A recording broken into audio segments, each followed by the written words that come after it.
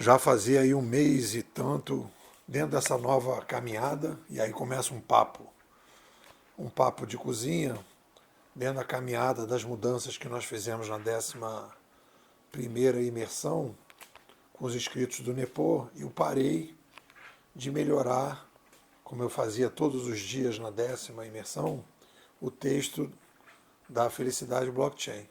E eu achei bom porque eu queria me afastar. Eu queria ler, ler, ler, ler, ler, e aí quando voltar, dá-se um tacadão, né? Um porradão, como eu falei para o Fábio, né? Para a gente dar um upgrade em cima de todas as leituras, de todas as reflexões que nós fizemos. E eu acho que talvez seja uma rotina interessante. Hoje tem a live, relembra todo mundo, às 19 horas, a hiper live em que a gente vai voltar a falar, em que eu quero, inclusive, definir o nome, né?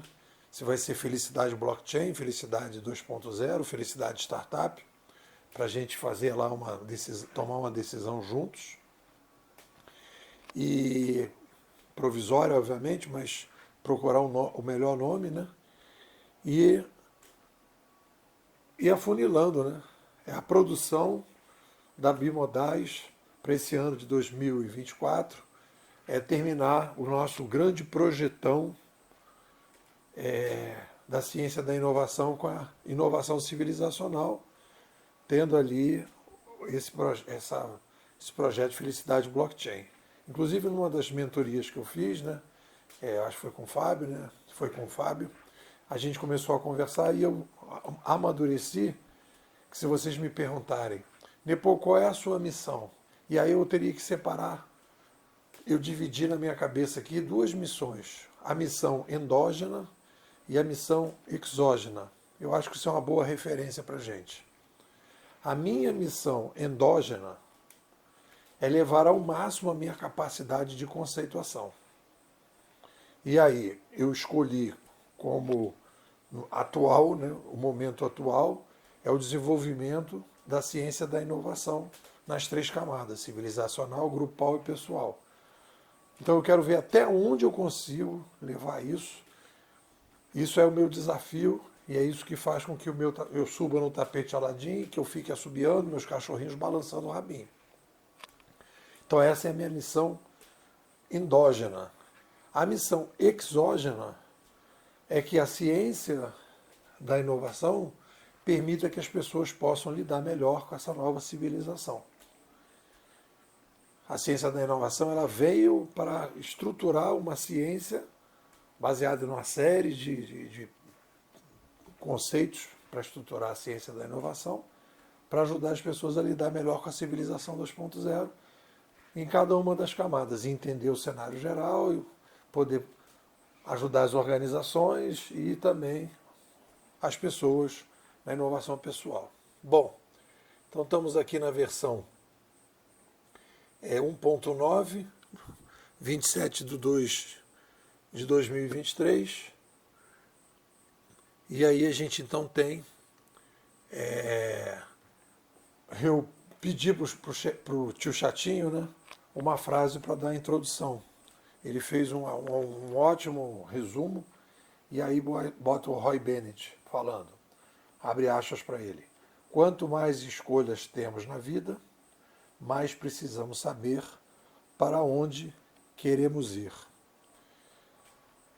E aí eu acho que isso aí é o norte para a gente, quando a gente começa a tentar entender o cenário.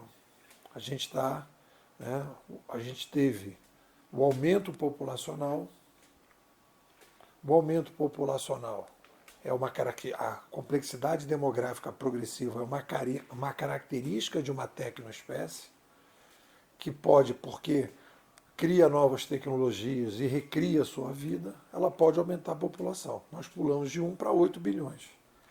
E isso faz com que a gente tenha a necessidade, de tempos em tempos, de fazer revoluções de mídia. A gente precisa refazer o modelo de cooperação, primeiro de comunicação e depois de cooperação.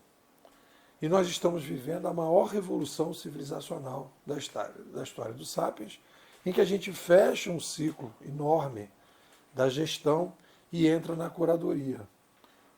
Na curadoria, no primeiro momento, a curadoria 1.0, que é a uberização, e a curadoria 2.0, que é a blockchainização.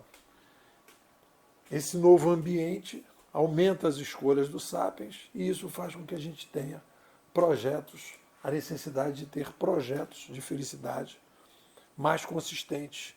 E é isso que a gente está aqui tentando trabalhar. Então a gente já fala do Sapiens 2.0, que terá que fazer dentro desse novo mundo mais centralizado muito mais escolhas do que teve o 0.0. Terá mais autonomia ao longo da vida e isso exige muito mais reflexão ao longo da sua jornada. E aí há um aumento radical na demanda por projetos mais fortes de felicidade. Aí eu botei a seguinte frase: quanto mais escolhas temos na vida, mais sabemos para onde queremos ir. Imitando, né, o nosso querido Bennett. O aumento exponencial de autonomia dos sapiens nos leva a uma forte demanda por vidas mais estratégicas. Bom, beleza.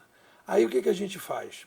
Pegamos aqui, então, a ideia de desenvolver um projeto de felicidade mais forte e aí queremos, nesse momento, o desenvolvimento de cursos para pessoas físicas e o desenvolvimento e cursos para coachings de felicidade 2.0. A gente já está fazendo isso, né? Aí, quando a gente vai fazer um projeto de felicidade, eu me perguntei o seguinte: por que a gente vai reinventar a roda? É logo a pergunta: por que reinventar a roda? Aí a gente pega os projetos, todos, a forma de desenvolvimento de projetos, qual é? Se define, escolhe uma visão para onde a gente quer ir, as atitudes, como seguir para nos manter firmes nas visões, nos paradigmas escolhidos na visão, e a métrica, como é que eu sei se eu estou indo bem ou estou indo mal, né? E aí então aí começa, né? Na visão que a gente vai definir o norte do negócio, a gente tem 3 etapas para a gente poder disseminar um projeto de felicidade mais forte. Primeiro, o cenário geral, os novos paradigmas, questionando os paradigmas limitantes que a gente tem hoje, e depois as escolhas individuais. Então eu fiz as tabelas aqui, né? E nas tabelas eu coloco atual cenário. 1. Vivemos uma revolução de mídia. A revolução de mídia 2.0. 2. Vivemos uma renascença civilizacional. O momento em que eu tenho que fazer o ajuste de uma civilização para outra. 3. Vivemos o início da civilização 2.0, que é extremamente disruptiva, ela é mais dinâmica, mais inovadora, mais descentralizada, e isso faz com que a gente tenha a necessidade de ajudar o Sapiens 2.0, que surge nesse cenário com mais autonomia e por isso precisa de projetos de felicidade mais fortes. E é essa nossa que a gente está trabalhando essa missão. Aí aqui a gente criou aqui novos paradigmas para a gente pensar a felicidade. Então a gente vai lendo os livros e vai questionando. Então a primeira, eu botei, isso é novidade inclusive para os bimodais endógenos, a felicidade abstrativa. A capacidade que a gente tem, a diferença entre na inovação é a capacidade abstrativa de cada pessoa. Quando eu tenho uma capacidade abstrativa maior, eu consigo olhar os paradigmas de maneira mais longe e eu consigo ver coisas diferentes. As pessoas mais disruptivas são pessoas que têm uma capacidade abstrativa maior. E às vezes as pessoas não enxergam isso. O diferencial entre os perfis inovadores está diretamente relacionado à capacidade abstrativa, que não é necessariamente uma inteligência. Não é uma inteligência, é uma capacidade abstrativa, que você poderia dizer que é um tipo de inteligência, né? Depois, a gente tem uma felicidade bimental. A gente fez a escolha de uma visão bimental. Pegando aí, né, a linha do Kahneman, que vai seguindo uma outra linha de outros pensadores, a felicidade bimental é que a gente percebe que nós temos 2 mentes. A mente primária, e nós fizemos uma adaptação, uma mente primária automática e uma mente secundária revisora. Então a gente precisa entender que refletir sobre a nossa vida é o uso da mente secundária. Depois a gente faz uma escolha da felicidade chuveiro, a felicidade que tem que ter projeto, versus a felicidade chuva. Então, a felicidade não cai do céu. Uma felicidade endogenista, vista de dentro para fora. As referências são internas e não externas, né? Felicidade do fluxo. E aí a gente entra com o nosso querido Mihaly, que faz aquele livro Flow, em que a gente procura os tapetes de Aladim, aquilo que joga a gente para o fluxo, aquilo que faz com que a gente tenha sensações, um espírito, né, que a gente consiga se sentir melhor. Uma felicidade missionária. E a gente faz a contraposição. Tem a felicidade sobrevivente, a felicidade instagrante, que eu estou querendo coisas, ou que eu estou querendo cargos, fama, posição, e a gente faz uma felicidade missionária, em que eu tenho um projeto de legado, né, subjetivo, em que eu quero entregar para a sociedade e para me sentir bem esse projeto. Aí entra naquela ideia, né, da missão endógena e exógena. A felicidade polilista. O que é isso, Nepô? Polilista. Ela vai questionar a felicidade monolista, em que eu acho que só tenho eu. E a gente trabalha com a ideia de que nós temos um canil.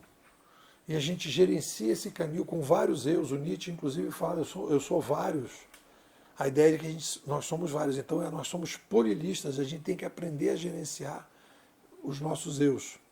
E a felicidade sensitivista, que vai fazer a contraposição com a felicidade coisitivista, que é baseada em coisas, e a gente tem a felicidade nas sensações. Bom, a partir daí, a gente caminha para a escolha individual. E aí, então, a gente precisa saber e escolher, aprender quais são os nossos potenciais singulares. Quando a gente bota para rodar os potenciais singulares, aí sim a gente entra no estado do fluxo, um estado de espírito em que a gente aumenta uma série de sensações que a gente vai ter. Então a gente precisa definir atividades profissionais missionárias, aquelas que a gente ganha dinheiro para trabalhar, não trabalha para ganhar dinheiro, atividades de lazer criativas, que fazem com que a gente entre em fluxo, e relações saudáveis, que também não atrapalham essa nossa caminhada na direção do fluxo. E aí vamos nas atitudes. Quais são as atitudes? Aí a gente criou aqui uma sigla, né, que é FGHCEAD. O que a gente tem que ter como atitude? A gente tem que ter foco. E foco é pessoas, lugares, situações e conteúdo. A gente precisa reduzir e ter clareza daquilo que a gente realmente vai se dedicar e ao que não vai se dedicar. Gratidão e perdão. A gente precisa ser grato e perdoar, né? Se perdoar pelas pisadas de bola, perdoar os outros pela pisada de bola, o que não necessariamente significa perdoar e ficar perto. Você pode perdoar e se afastar, ou perdoar e ficar longe ou perto, dependendo da situação. Honestidade, respeitar a nossa palavra, né?